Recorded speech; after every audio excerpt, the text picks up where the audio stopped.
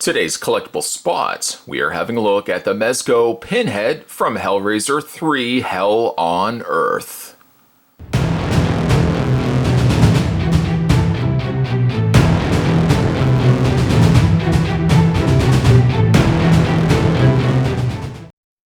This is a new release from the folks over at Mezco. Spot found this at his local comic book store.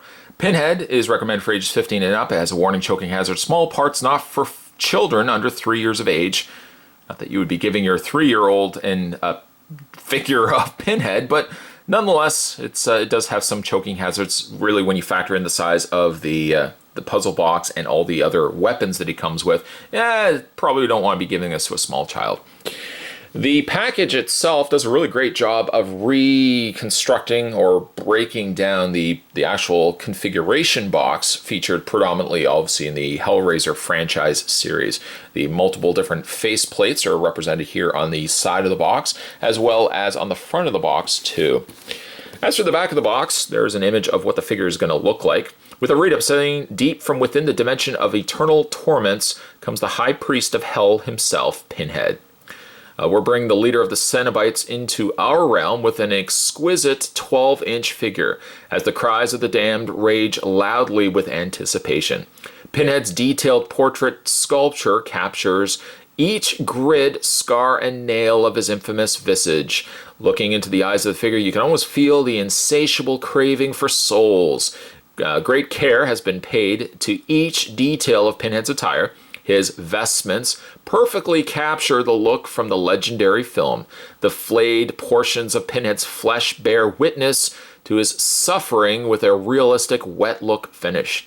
His sacred instruments, a trio of blades, dangle from his holy robes. Are you prepared for the rapturous torments that await? Fine read up there, Mezco Toys. By the way, if you want to check out more from Mezco Toys, head over to www.mezcotoys. That would be M-E-Z or Z, C-O-T-O-Y-Z or Z.com. Spot's going to take a break and get this opened up. I know you guys have been anxious to see this guy out of packaging. So when we come back, we're going to get a better look at the Mezco Toys Pinhead from Hellraiser 3. There's more heading away, guys. Don't go anywhere. Now that we got Pinhead out of packaging, let's get a better look at the accessories first. Then we'll have a look at Pinhead. For his accessories, he comes with his tools of despair and torment, if you will. He comes with a total of 3 of these. One which being more like a sawing knife, which all 3 kind of share the same sort of paint application. You have a wood-like handle, and then the blade portion of it comes across like a rusted, very aged looking appliance. So you have the little sawing knife.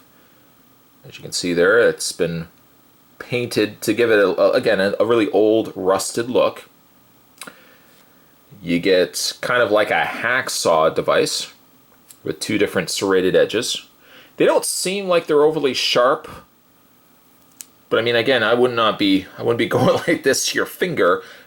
I mean, there's just a little bit of a prick to it, but I wouldn't be going like this against your flesh. And then finally, there is a bladed weapon that has a hooked edge to it.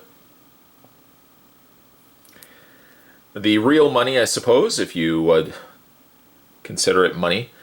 The real money included in the set is that of the configuration box, or the puzzle box made famous from the Pinhead films. While I do think the box is good, truthfully speaking, some of the details get so lost because they use somewhat familiar colors with one another. The gold is nice, but the lighter brown that they used for the side or the non-plated plate portion of the puzzle box, if they had only been darker, could have resonated a little bit better with the detail. Like, the detail is good, don't get me wrong, on the box, but it's the brown portions of it that I feel really should have been a lot darker to bring out the coloring and the details of the gold portion of the box. The box is not openable. It's not something you can just and then it would open up or anything. Nothing really moves on the puzzle box. It's just a cube of plastic, to which you could actually have him holding it. I'll show you that in a second. And then the other instruments, the other accessories he has are 2 interchangeable hands for holding his instruments. And you can just simply take the figure, grab the hand, wiggle it off very easily. Nice. I love that they're broad, very broad plugs, so they're very easy to change out. And then we can go ahead and just, it's sometimes actually easier to put them into his hand. Let's see here. Put them into his hand, although the hands are so very, very clenched shut that you have to be careful putting them in, and then you can put them into the socket. But just be very mindful of the grip of the hands. You don't want to be forcing the handles in too much of the weapons or his tools that you accidentally break the handles. So just be mindful of that. But like we had, or like I had alluded before, you can actually take the figure. Whoops, try not to unplug the hand in the process of it. You can actually take the figure and you can actually have him holding the puzzle box. It's a little on the difficult side because it's all a matter of just lining up things such as his hands. Get them into place like that. And then you can kind of bend the other arm. There we go. To get him to hold the puzzle box. Again, it's not the easiest, mind you. There we go. Somewhat. You can actually get him to hold the puzzle box with both hands. Okay, so let's just go ahead and take that and move that to the side. And why don't we have a look at his face? Pinhead's face is glorious. I think Mezco has done an exceptional job on his face itself. To think that these are all independent, not that they feel like metal, they're actually feeling more like plastic, but each one of them have been pinned, so to speak, into his flesh itself. He's got a very neutral face, very, very calming in his face. There's no open mouth or anything like that. Real no expression either in his eyebrows. The eyes are painted in a nice pitch black with a wash of blue around the socket portion. Hopefully the camera can also pick it up too, that they've put a slightly purpley kind of color in the recessed areas of the grid area of his face. So where the pins reside, the actual little canals and little slashes have been painted in and washed in purple just to bring those out. The effect looks very nice. I suppose one could say that the pins seem a little on the short side, that they could have been maybe a little longer, or by virtue of that, they could have been just a little thinner. Because all of these on Pinhead's face, they seem like they're a little too close together, and they seem a little on the chunky side. I think it's because of the heads of the pins the heads of the pins should either be smaller or they should be sticking further out from his face. That's about the only small nitpick I can make about it. But it looks very finished from any side that you look at. Even the back of the figure, which doesn't have as many of the pins residing there. Still a great job on it, and I do like that they all have all the pins are shiny, where it really looks like it is metal, even though it is plastic. To properly give it justice, I figured I'd do an even closer look at his face so you guys can see how it looks. I don't know, maybe it's me, but I do feel like the pins are slightly either too chunky or too close to his flesh. Now, we don't have really many to compare to. The only thing that I really have in my collection right now for Hellraiser Pinhead figures are the ones coming from NECA, and NECA would have just sculpted those in as really thin, rubbery pins. These at least feel like they're a much more substantial pin, but again, I do feel like the heads of the pins are maybe a little too big for his face. Now, I wouldn't say the whole figure is smiles and whistles. It isn't. Smiles and whistles? The figure itself is decent enough, but it is plastic. In fact, probably what you heard as I was moving the figure around, was the base or bottom portion of Pinhead. While the top is sculpted nicely in plastic, the robe portion of his lower body is basically just a hollow piece. You know, it doesn't have a lot of give to it, but picking it up, it doesn't feel heavy either. You know, it's a workaround that Mezco did, A, to keep the costs down, because I mean this guy sits at around $60, 50, late 50s, early 60s, depending on where you can find him. To keep the cost down, obviously they went the route of like a hollow bottom. But picking him up, he doesn't feel like he has any weight to him. He feels, I don't want to sound insulting, that's the last thing I want to sound, but picking him up, and because he is hollow, it feels like the bottom of him, he feels like a dog toy, like a dog chew toy. Even though I would not give a Pinhead figure like this to a dog.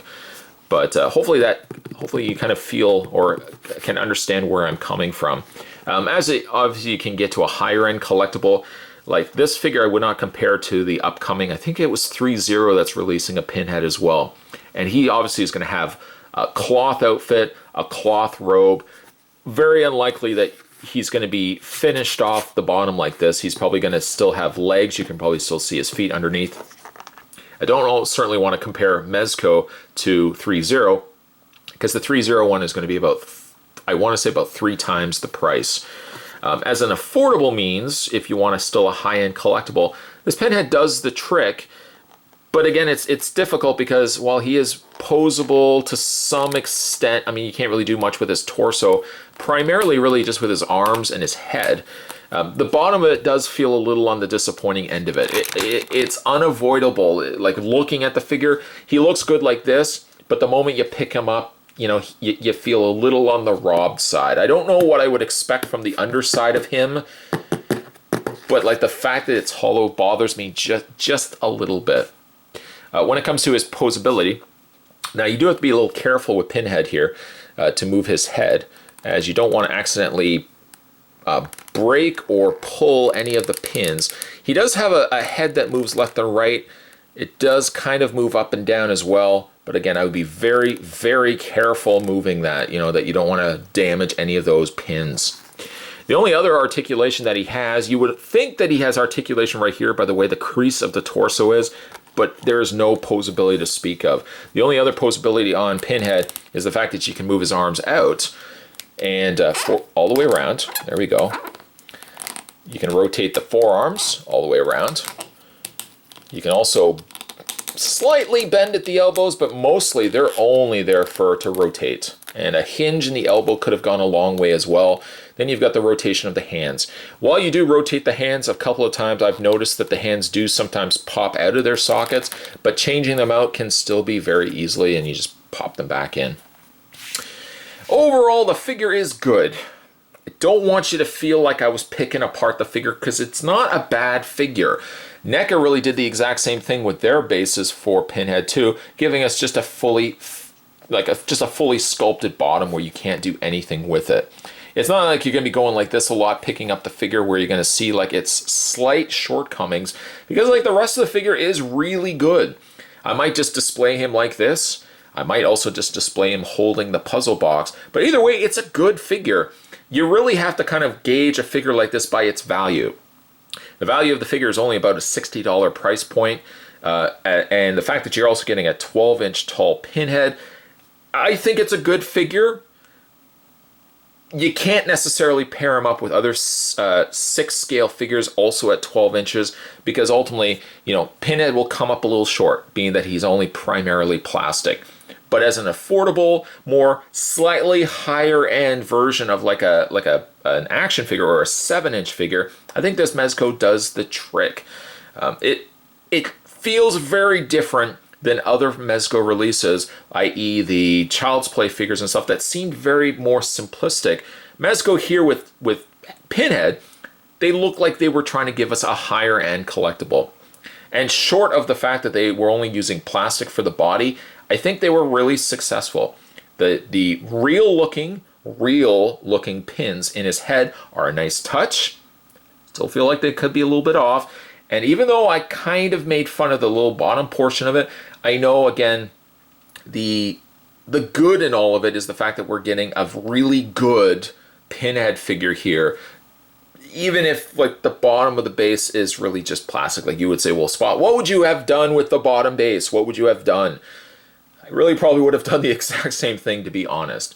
So as a whole, I do really like the figure. If you're a fan of Pinhead, I really would recommend picking this guy up. He's really a beautiful looking piece. As a side note, though, I certainly cannot wait for the 6th scale release of Pinhead, which I think is coming to us from the folks over at 3-0. Today's collectible spot, we were having a look at the Mezco toys. This was Hellraiser 3 Hell on Earth, and this was Pinhead. Stay tuned, guys. Spot's going to have more collectible spots heading your way. As always, thanks for watching. See you next time.